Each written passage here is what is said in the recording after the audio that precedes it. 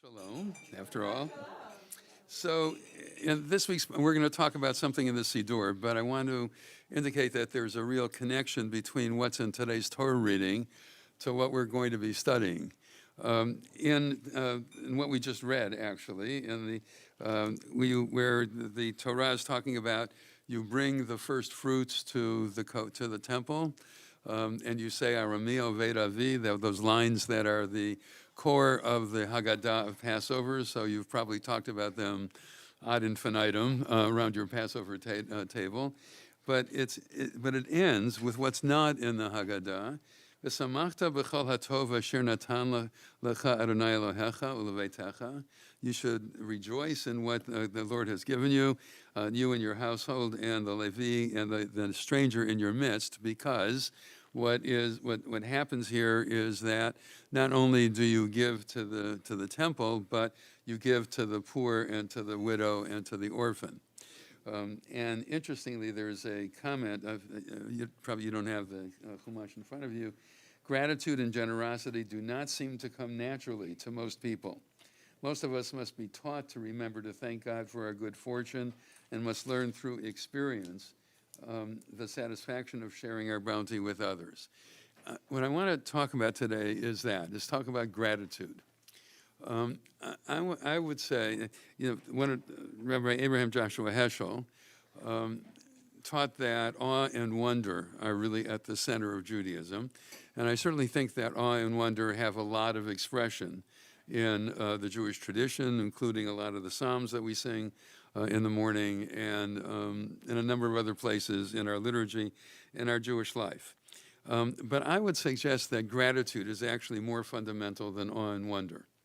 And I'll explain why as we go on. First of all, because it gets a lot of play, and along with awe and wonder, gratitude gets a lot of play in our tradition. So if you have your Siddur in front of you, and if you don't, let's get people some Siddurim.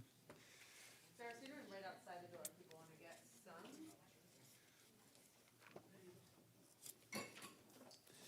So first, I'm going to talk about two different prayers here. The first one is the very first prayer that we say in the morning on page 99. Right? The very first prayer that we're supposed to say when we get up. Modeh ani lefanecha melech el chai v'kayam, shechazarta bi nishmati b'chamla rabba munatecha. The translation here is, I thank you, living and eternal sovereign, for your kindness in restoring my soul. How great is your faithfulness.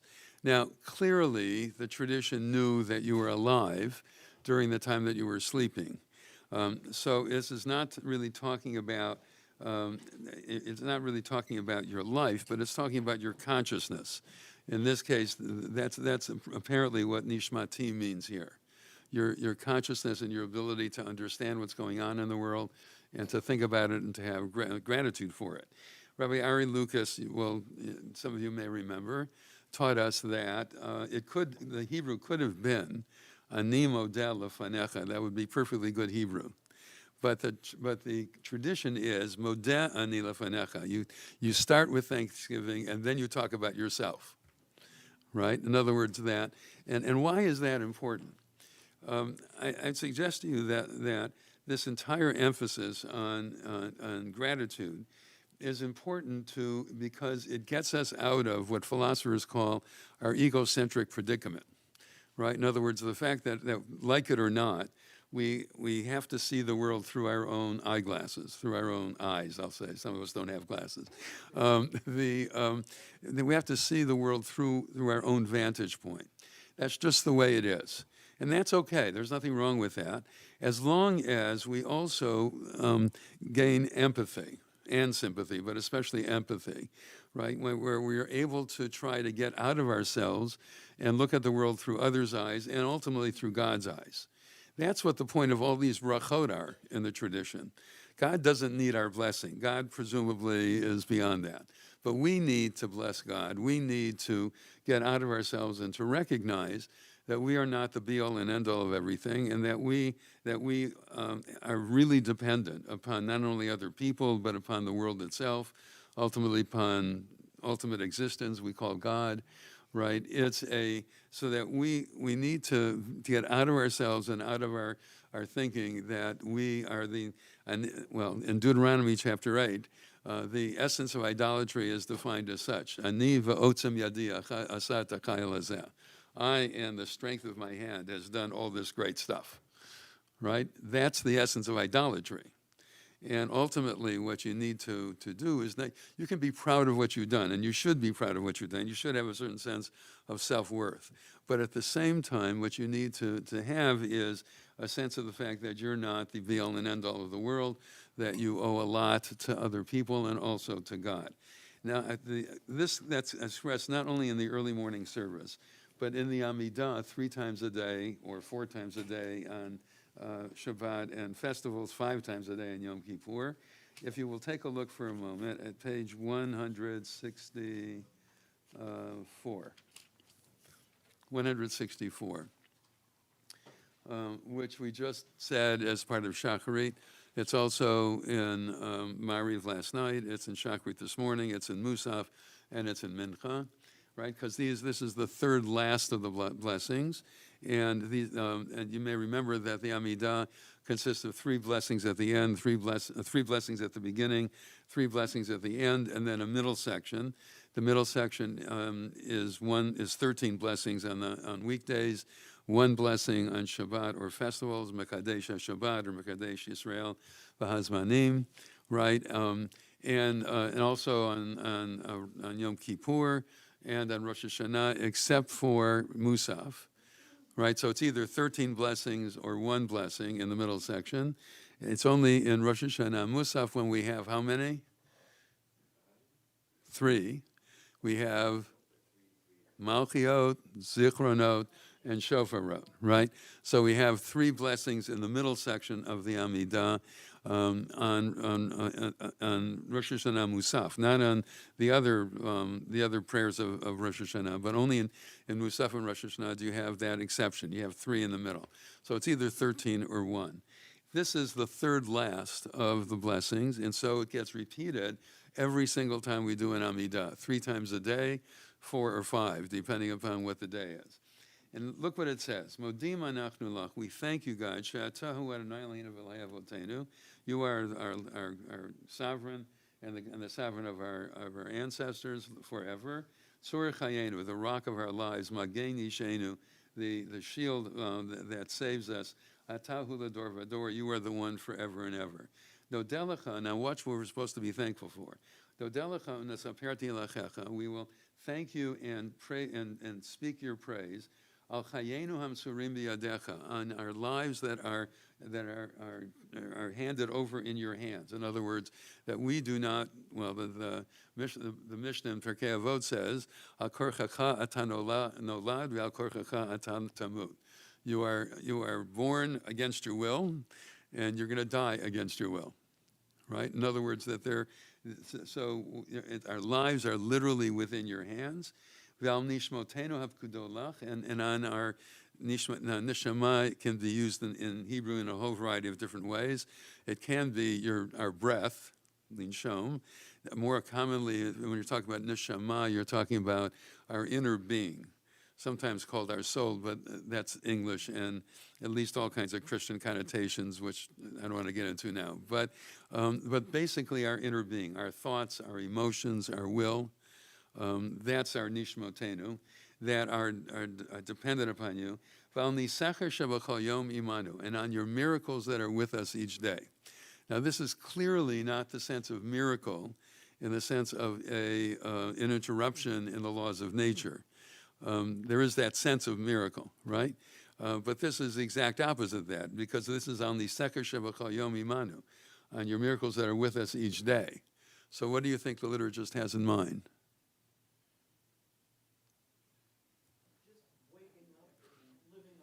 Yes, waking up, living our lives, our bodies functioning better or worse, but still functioning in ways that most of us who are not physicians don't really understand, right?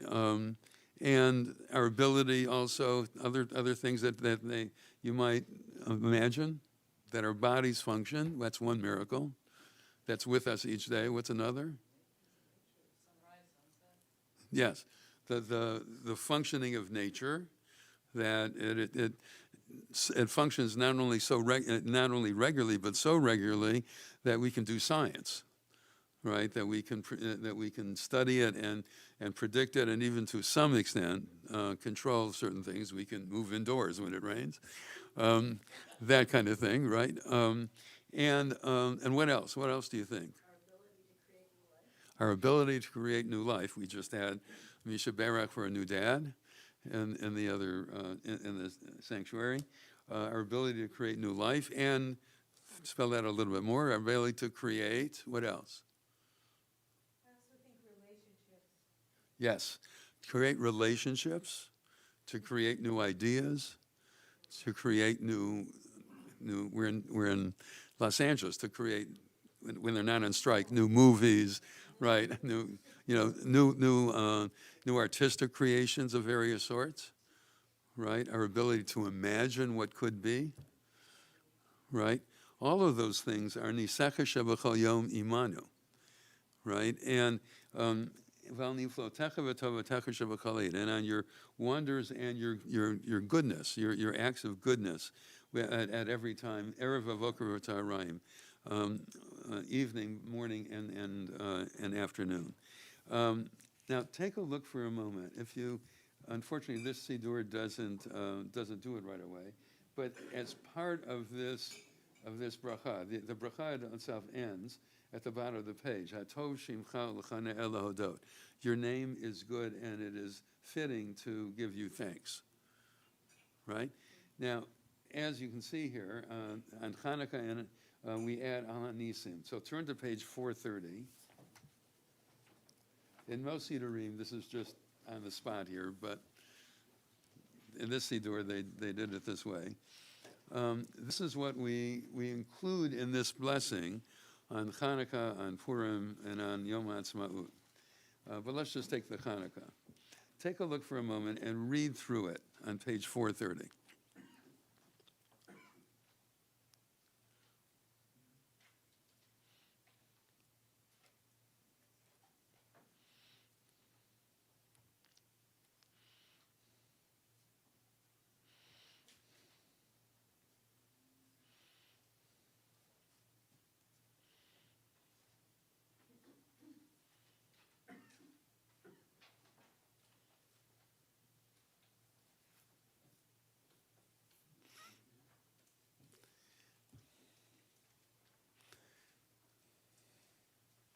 And this is the liturgy for Hanukkah. What's missing, by the way, in this?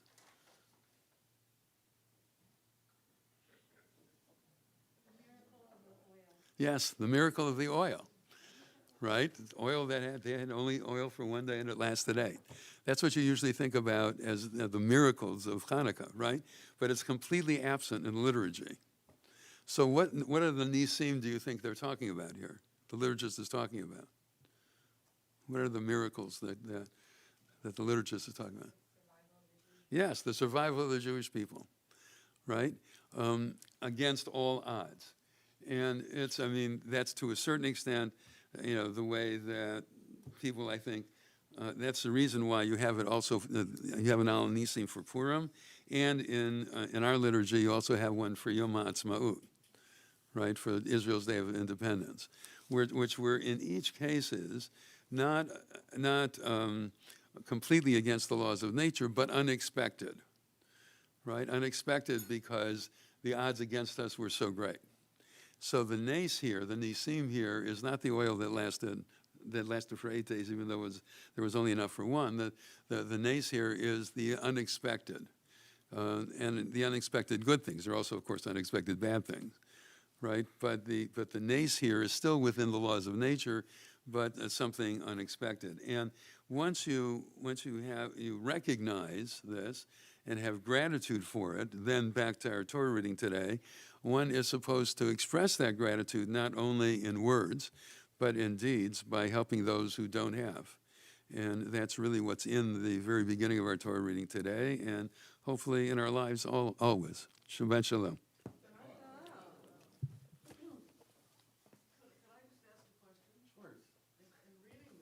You're Jewish, aren't you? The last that I looked, Yes, that's right. Just the other day, Yes.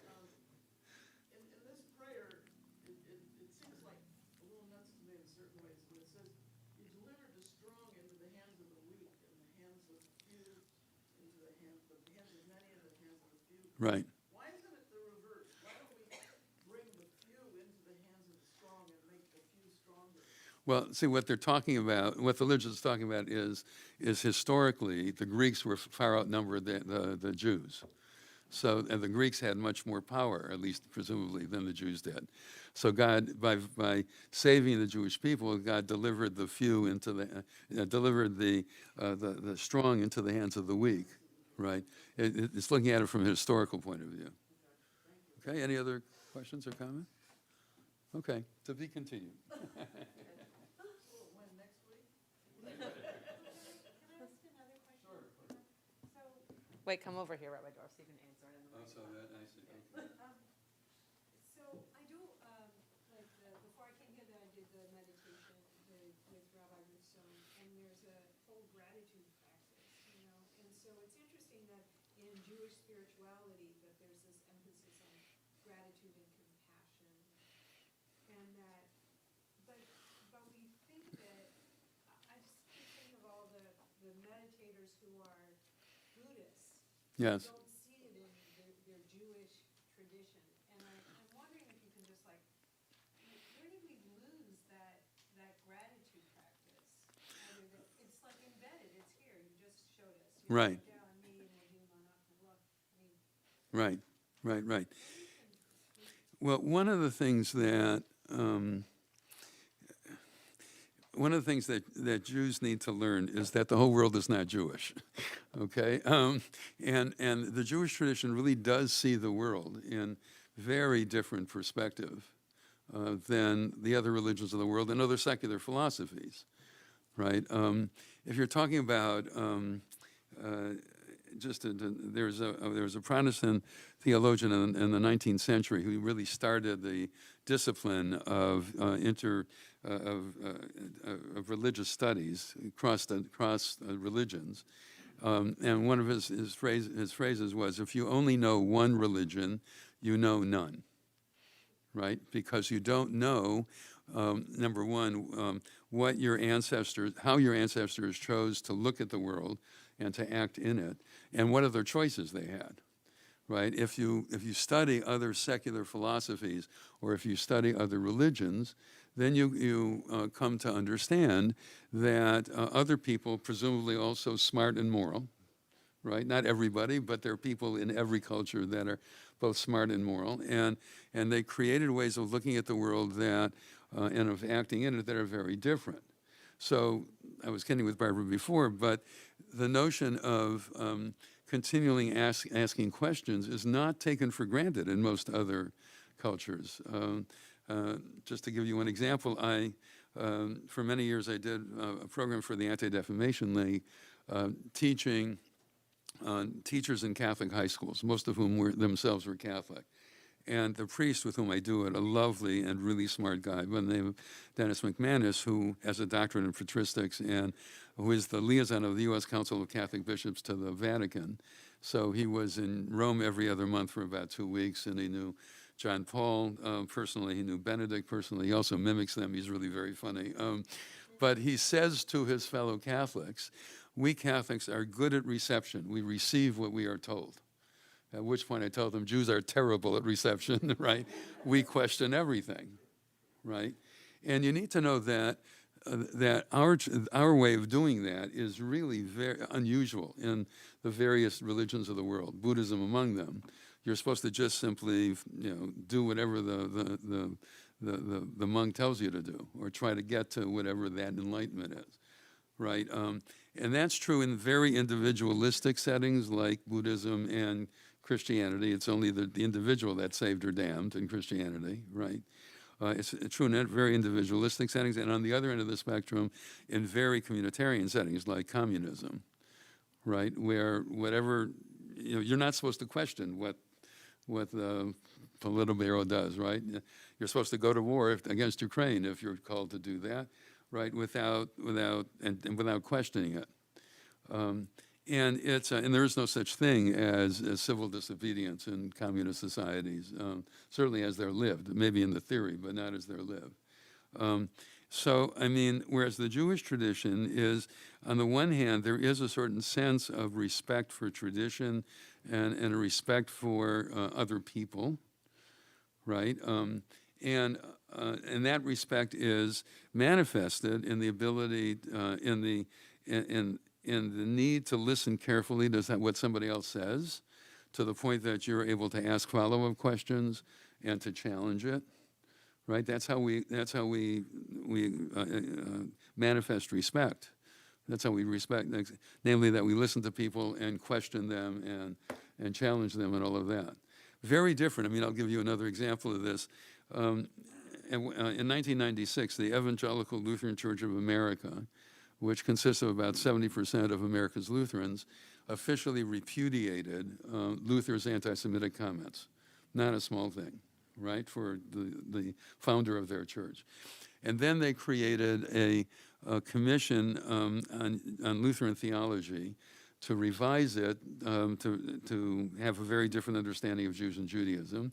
And so there were 15 Lutheran theologians on this commission, and they asked 6 of us who do Jewish theology to meet with them over 3 days at the Gustavus Adolphus College, which is a Lutheran college about an hour and a half southwest of the Minneapolis airport. And what they had arranged was that on the first morning, one of the 6 of us Jews would talk about the topic number 1, and then the rest of the morning would be devoted to a discussion of that topic and how it might be reflected in Lutheran theology, topic number 2 in the afternoon, and so on. So the first morning, the presenter was Rabbi Yitz Greenberg, whom some of you may know, who is really smart, really learned, and a lovely guy, right? So he gave his talk for about an hour, and as soon as he finished, the other 5 of us said, well, it's not quite that way, right? You know, right? Because why did you interpret this source this way? And what about this source that you didn't mention? And, you know, the usual Jewish stuff, right? At about an hour later, we looked up, and these Lutheran theologians were absolutely bug-eyed. One of them told me later he thought we were going to strangle each other at any moment, right? Because if you're a Lutheran, especially a Scandinavian Lutheran, you don't argue in public. You stare, you glare, you get an ulcer, but you don't argue in public, all right? Because that's disrespectful in their way of looking at things. So one of the things we had to teach each other is that showing respect for somebody else is done very differently in our tradition than it is in other traditions. And I must say that if you look at, you know, at secular philosophies and at the religions of the world, we are really the outliers. We and liberal and Western liberalism are the outliers in terms of the notion of there being a community but also individual rights, that there needs to be a continuing description of how those two interact. The idea of having freedom of speech, freedom of religion, that's not in most cultures, right? And even in the Jewish tradition, there are, as it developed in the rabbinic literature, is really rather different from what it was in biblical times on these issues. But we're rabbinic Jews. We're not biblical Jews. Yeah. Can I just express gratitude for that? Okay. Well, thank you. The question was a great one, and that brought up this question. There have been quite a few Jews, including the late Rabbi Alan Blue, Right. who accepted both Judaism and Judaism. Yeah. And you just finished saying that they were totally different. So I had always kind of thought there must be something in the ability actually to question or to think in terms of God in similar ways, but from what you're saying, they are totally different. Well, yes, totally different on this issue. That doesn't mean that there aren't similarities, right? I mean, after it's all said and done, you know, if we were to take each of the religions of the world and contrast it to Judaism, or take each of the secular philosophies, Western liberalism, communism, existentialism, et al., right? There would clearly be, I mean, you could, even in the ones in which we differ, from which we differ most, there would be some similarities. These are, after all, human ways of looking at the world, right? And therefore you would expect some similarities. The reason why you can get people like Jubus, right, Jews who are also Buddhist, is because the way that Judaism usually presents itself is very communitarian, right?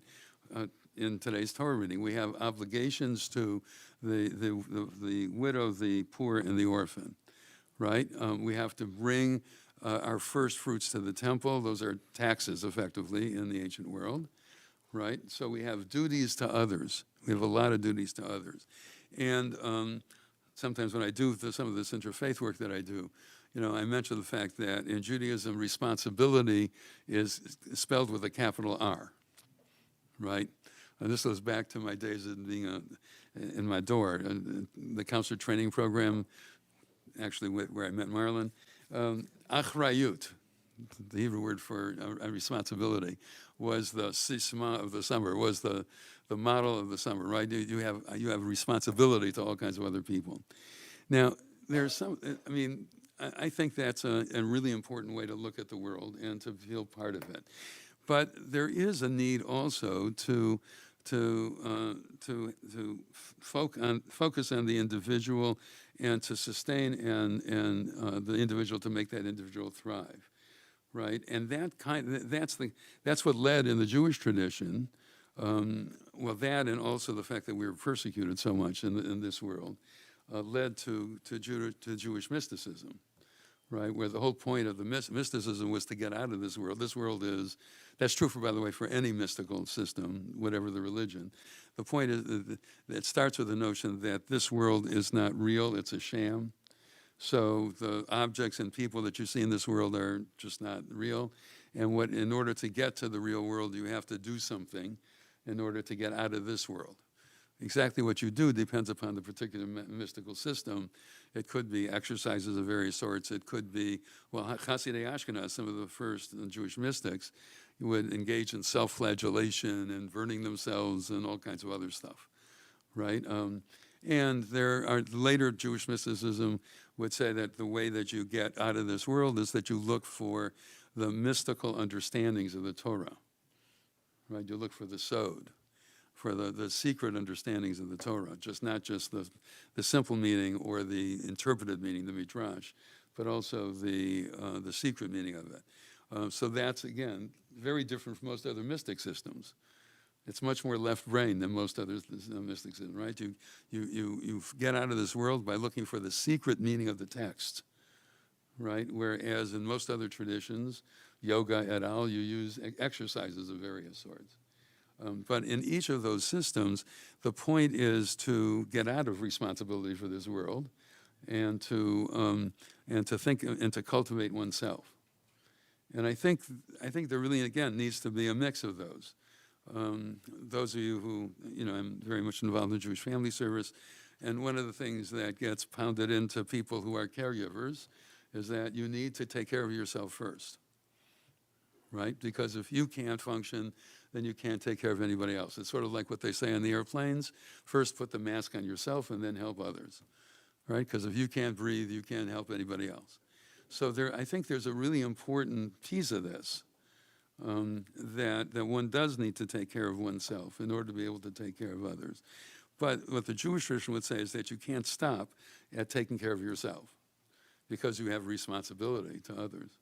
The Hebrew word, by the way, achrayu, comes from acher, which means the other, right? You have to look at the other and take care of the other. But you can't do that unless you take care of yourself. Okay, anything else? Let's do some singing, okay?